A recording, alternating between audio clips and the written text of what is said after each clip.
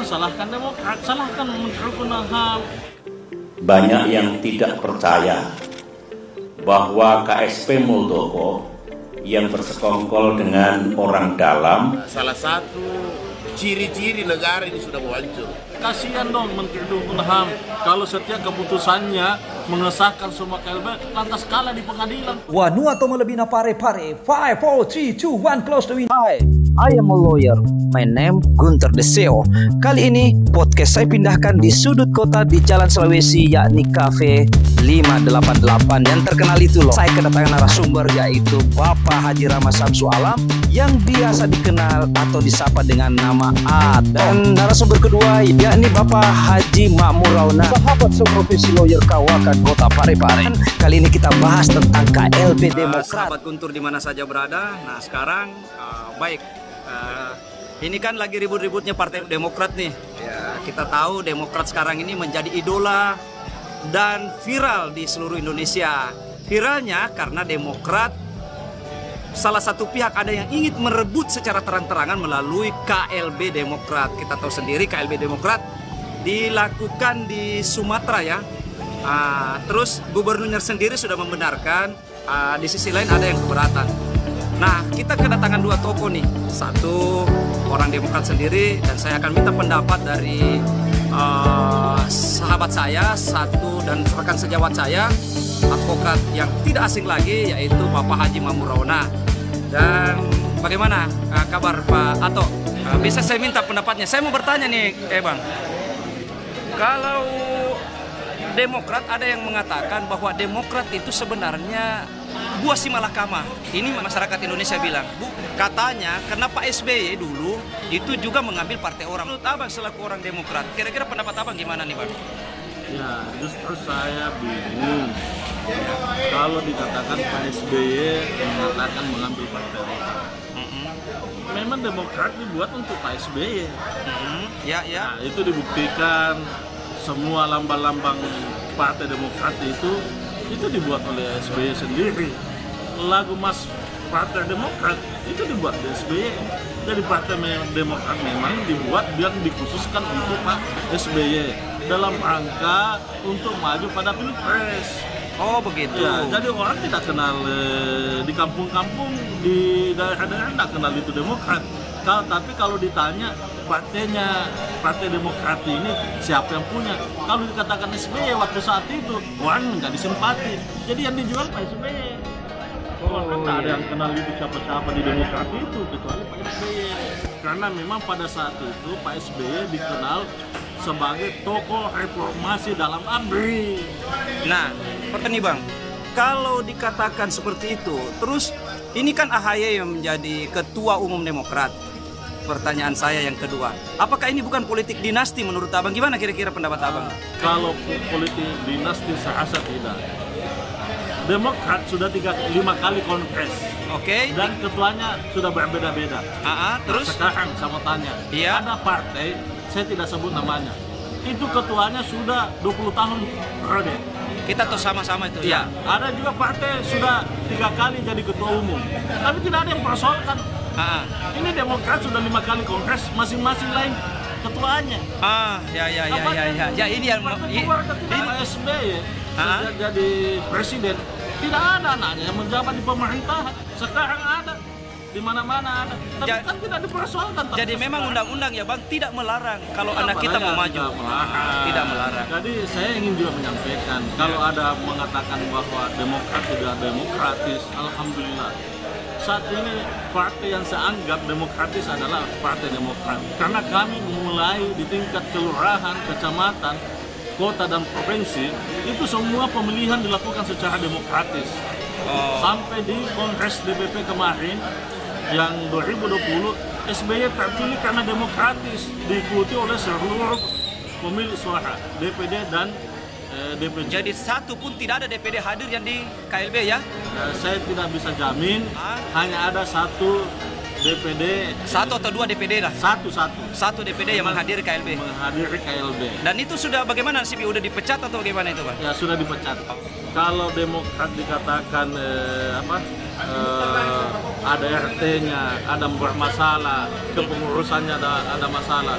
itu kan sudah didaftar di Kementerian Hukum dan HAM, misalkan undang-undang partai politik, kemudian tata cara perubahan kepengurusan dan ADRT partai politik sudah diatur di Permen HAM 34 tahun 2017. Itu kan dilakukan penelitian, pemberkasan, itu sudah disahkan oleh negara, oleh Menteri Hukum dan HAM. Kalau ada yang protes, silahkan ada pada suatu. Jangan salahkan Demokrat, salahkan Menteri Hukum dan HAM. Kenapa dia bisa sahkan? Karena kalau sudah disahkan, berarti menjadi landasan hukum partai politik itu. Kalau Anda mau mengatakan ada masalah di situ, silahkan gugat di pengadilan. Nah, sekarang ini kan masih bersentuhan dengan hukum. Saya tentu akan bertanya dengan kira-kira menurut Bang Haji, bagaimana pendapat Bang Haji tentang Partai Demokrat ditinjau dari aspek sosiologi hukumnya, atau ada pasal yang memang bisa dikatakan bahwa Partai Demokrat itu bisa saja di KLB-kan karena bermasalah dengan ADRT-nya. Gimana pendapat Bang Haji nih? Jadi kita sepakat saja bahwa sampai hari ini kan masih kita akui bahwa negara kita ini negara hukum. Iya, iya. Gitu. Artinya yang ribu-ribu ini orang berbicara internal, kalau saya melihat secara hukumnya internal, karena yang melakukan KLB itu orang lain, orang yang tidak punya label sebagai anggota Demokrat. Jadi ini adalah ibaratnya apa namanya nih, tumbuhan yang hidup itu mau masuk di pohon, mematikan pohon. Saya dulu, ini menjawab ini karena kedekatan dengan Pak Ketua DPRD, atau ini pendapat pribadi, atau ini pendapat hukum yang betul-betul rasional atau betul-betul netral? Gimana nih Bang? Kapasitas saya sebagai orang hukum tidak ada urusan dengan apa namanya Pak Ketua Demokrat. Ya di samping Demokrat ada bukan jadi abang bukan orang Demokrat ya? Saya bukan orang Demokrat, saya hanya melihat secara yuridis saja bahwa apa yang terjadi itu hanya bentuk gangguan penguasa terhadap partai ini yang hari ini kan dianggap menjadi oposisi. Iya. Karena mungkin ini adalah oposisi yang cukup kuat, sehingga tidak bisa bisa saja tidak memberikan ruang gerak yang begitu luas bagi pemerintah untuk melakukan sebuah kebijakan-kebijakan. Tapi yang pasti itu tadi saya katakan, kalau orang ribut itu mengatakan bahwa ini selesaikan secara internal, apanya mau diselesaikan secara internal? Yang mereka lakukan ini kan adalah tindakan-tindakan yang pastilah katakan keliru, ya tak?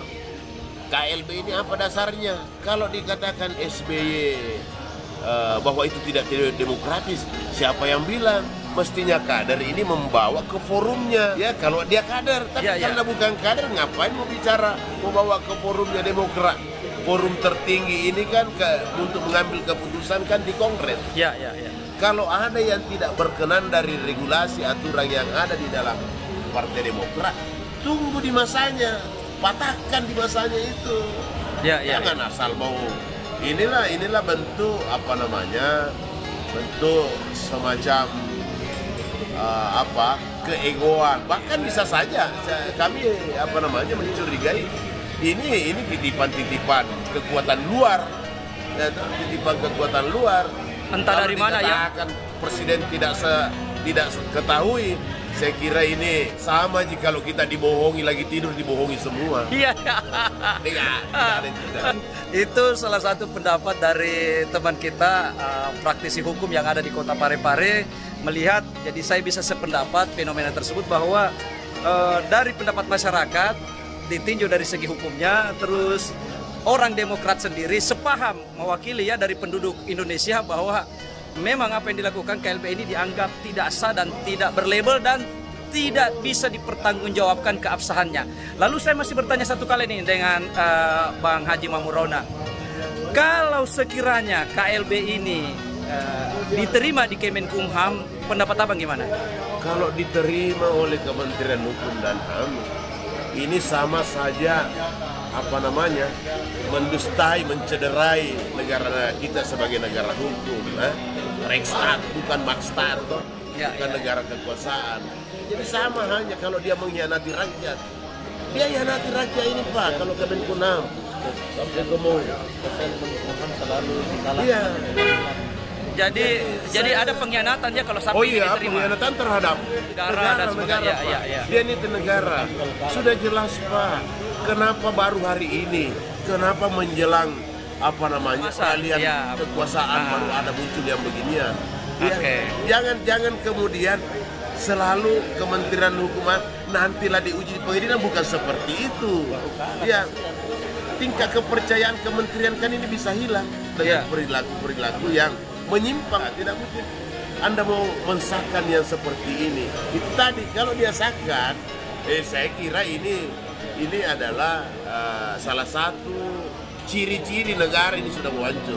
Karena lembaga yang dipercayakan menegakkan aturan, ini kekuatan partai ini loh, kan orang per orang ini. Ya. Ini kalau bukan pribadi, ini membawa hajat hidup orang banyak. Demokrat ini yang disulimi dengan kekuatan yang besar Pak, sangat luar biasa ini Pak. Jadi Kementerian Hukum dan HAM kami bisa cap pengkhianat bangsa kalau dia mau luar biasa. Itu satu pendapat yang sangat ekstrim ya dari rekan saya Bapak Haji Mamurona. One session buat Bapak Wakil Ketua DPRD Kota Parepare terkait Demokrat. Kira-kira apa pesan yang bisa disampaikan tadi? Ini kan ada pesan dari Bapak Haji Mamurona tentang bagaimana kalau seandainya Menkumham menerima itu. Terus menurut Bapak nih, ini one session, the finish. Gimana menurut pendapat Pak Ketua? Begini, kita ini kan negara hukum. Apalagi sekarang prosesnya sudah ada di Kementerian dan Hukum HAM. Dan HAM. Artinya masyarakat melihat bahwa proses masyarakat juga melihat bahwa penegakan hukum itu bisa dilihat di institusi pemerintah itu sendiri.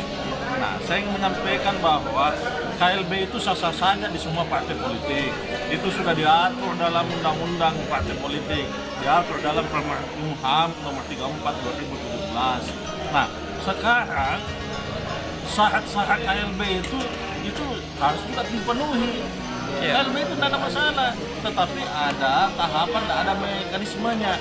Saya kasih contoh, satu partai melakukan KLB, kalau ketua umumnya itu ada masalah hukum, ada masalah sosial, kemudian ada pelanggaran, ya, kemudian elektabilitas partai turun, ini kan tidak ada masalah. Kita partai lagi naik, surveinya lagi posisi yang bagus, tiba-tiba diganggu, lagi bagus, sudah ada kejadian hukum, kok bisa ada KLB? Jadi tanya. Nah, KLB pun juga oke lah, kalau tidak memenuhi unsur yang tadi sudah saya jelaskan, syaratnya lagi. Syaratnya itu yang pertama dilaksanakan oleh DPP, pengurus DPP. Masa yang dilaksanakan bukan pengurus? Ada tidak namanya KLB tidak dilaksanakan oleh pengurus?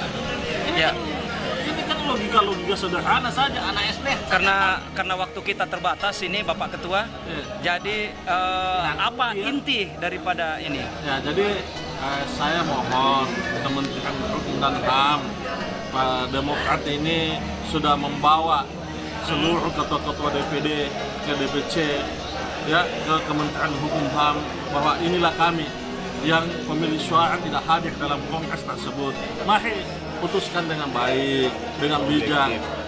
Masyarakat akan menonton, ya, seluruh masyarakat menunggu, ya, bagaimana Kementerian Hukum HAM dalam menegakkan aturan.